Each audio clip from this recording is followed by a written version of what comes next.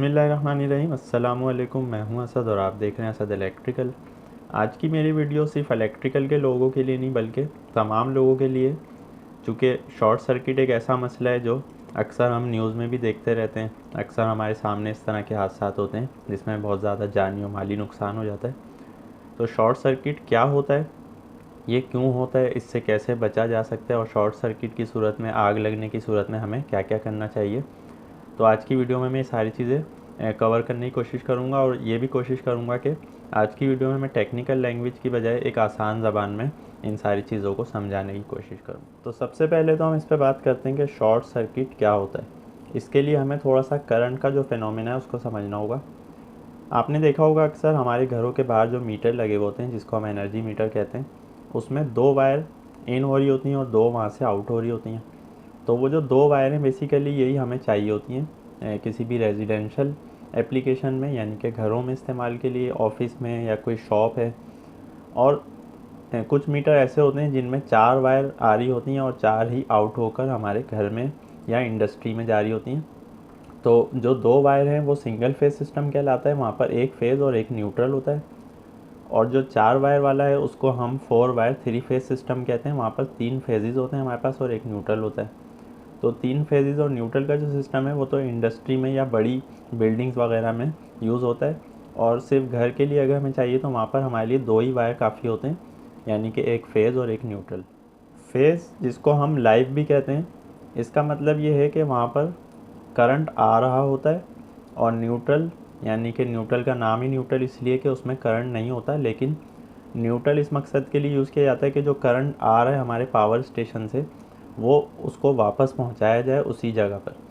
तो दो वायर इसीलिए हमें चाहिए होते हैं। आपने देखा होगा कोई इक्विपमेंट इलेक्ट्रिकल का ऐसा नहीं है जो एक वायर से चलता हो, चाहे वो बैटरी चार्जर हो, हमारे घर में जितनी चीज़ें हैं, फ्रिज है, फ़ैन है, बल्ब हैं, हर जगह दो वायर ही हमें चाहिए होते हैं। प्लग जो हमारा होता है वो 2 पिन का होता है या 3 पिन का भी होगा, वो एक अलग चीज़ है। लेकिन आपको कभी भी 1 पिन का कोई प्लग नहीं मिलेगा जिससे आप कोई चीज़ चला सकें। तो दो चीज़ों का जो मकसद है, दो वायर्स का, दो टर्मिनल्स का या दो पिंस का, वो ये है कि एक से करंट आ रहा है और दूसरे से जा रहा है। तो ये करंट का एक फिनोमेना है। अच्छा, अब शॉर्ट सर्किट की बात करते हैं कि शॉर्ट सर्किट क्या होता है। इसकी मिसाल ऐसे समझ लें कि आपके सामने दो रास्ते हैं। एक रास्ता जो है वो सीधा सीधा आसानी से आपको आपकी मंजिल तक पहुंचा रहा है, दूसरा जो है वो लंबा भी है, वहाँ पर कुछ रुकावटें भी हैं रास्ते में। तो आप कौन सा चूज़ करेंगे? जाहिर है कि आप आसान वाला रास्ता चूज़ करेंगे। तो करंट की जो मेंटेलिटी है वो भी यही है। करंट हमेशा आसान रास्ते के चक्कर में रहता है, लेकिन हम उसको ऐसा रास्ता प्रोवाइड ही नहीं करते। हम उसको किसी मुश्किल से या किसी रुकावट से गुजारते हैं। तो वो रुकावट क्या होती है, उसको इलेक्ट्रिकल में रेजिस्टेंस कहा जाता है। हमारे घर में रेजिस्टेंस की मिसाल क्या है? जितने भी इक्विपमेंट्स हम बिजली से चला रहे हैं वो सब रेजिस्टेंस है। तो इसका मतलब ये हुआ कि फ्रिज, एसी, इस्त्री, फैंस, बैटरी चार्जर, टीवी, जितनी चीज़ें हमारे घर में चल रही हैं बिजली से वो रेजिस्टेंस हैं, यानी कि करंट को उसमें से गुजरना पड़ रहा है।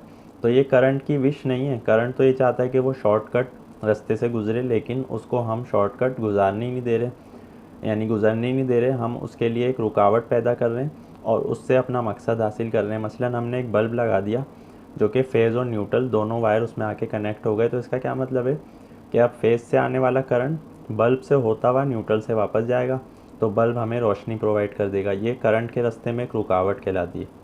इसी तरह एक आयरन है, उसको हमने फेज़ और न्यूट्रल से कनेक्ट कर दिया, तो इसका मतलब ये है कि फेज़ से करंट आया, आयरन से होता हुआ न्यूट्रल से वापस चला गया।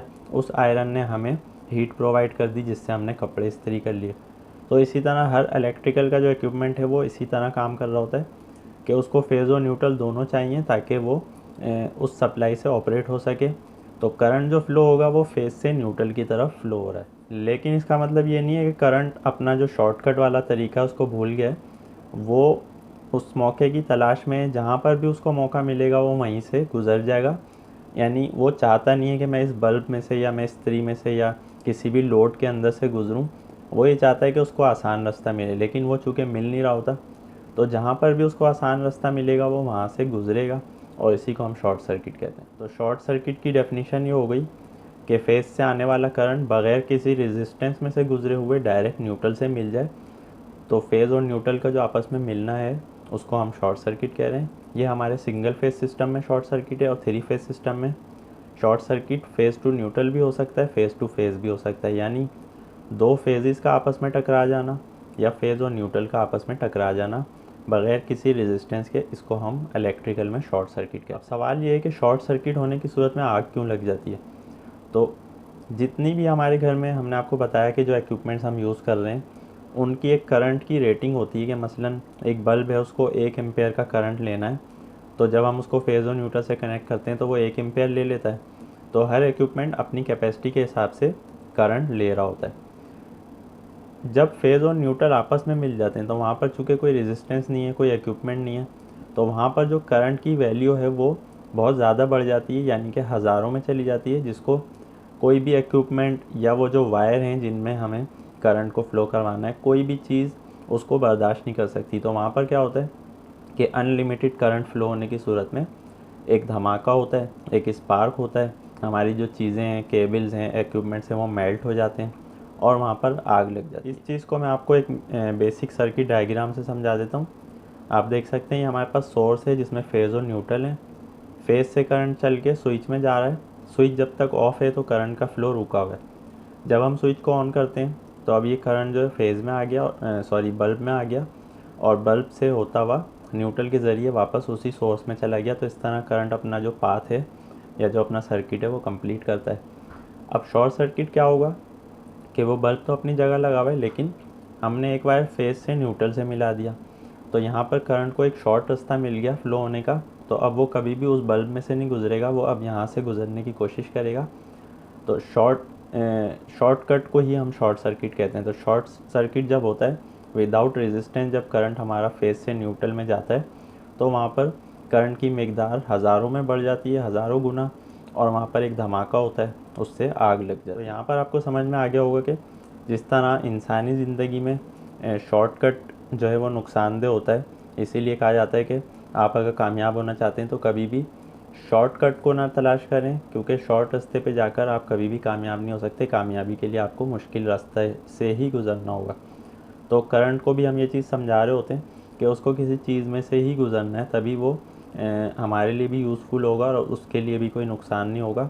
लेकिन जब वो शॉर्टकट तलाश करता है, उसको मिल जाता है, तो वहाँ पर फिर धमाका होता है और आग लग जाती है। तो शॉर्ट सर्किट से बचा कैसे जा सकता है। शॉर्ट सर्किट कभी भी किसी भी वक्त हो सकता है, किसी इक्विपमेंट के फेलियर से, तारों के आपस में टकराने से, लूज़ कनेक्शन से।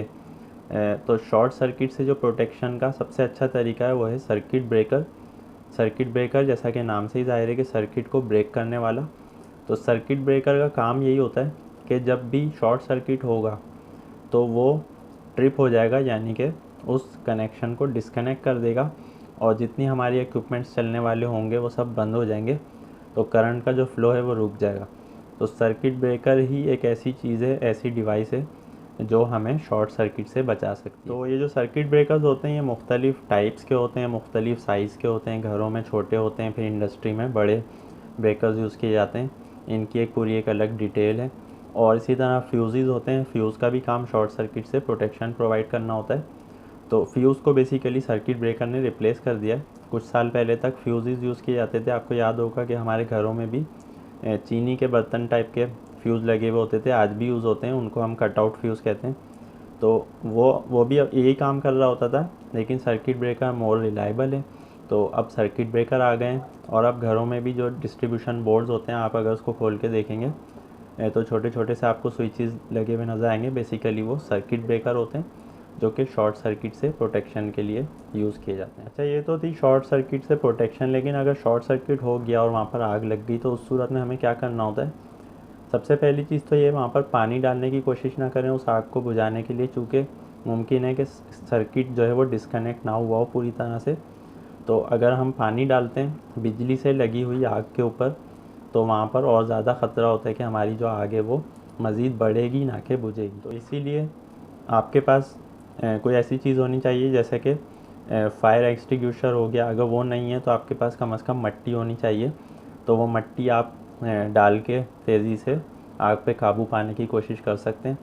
और फायर एक्सटिंग्विशर जो होता है वो भी मुख्तलिफ़ कैटेगरीज़ में होता है। तो इलेक्ट्रिकल का आपको अगर लेना है तो वो फायर एक्सटिंग्विशर वाले आपको बताएंगे कि कौन सी टाइप इलेक्ट्रिकल से लगी हुई आग के लिए काम आती है और कौन सी टाइप जो है वो दूसरी चीज़ों के लिए। तो उस पर बाकायदा कैटेगरीज़ होती हैं ABC इस तरह से।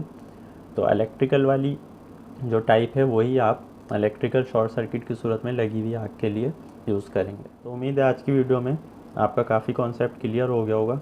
चूँकि मैंने कोशिश की है कि मैं आसान ज़बान इस्तेमाल करूँ तो मैं बहुत सारी चीज़ों को यहाँ पर बाईपास कर गया हूँ। तो इंशाल्लाह वो फिर अगली वीडियोज़ में उन पर डिटेल से बात करूँगा। आज के लिए इतना ही। नेक्स्ट वीडियो तक के लिए इजाज़त दीजिए। अल्लाह।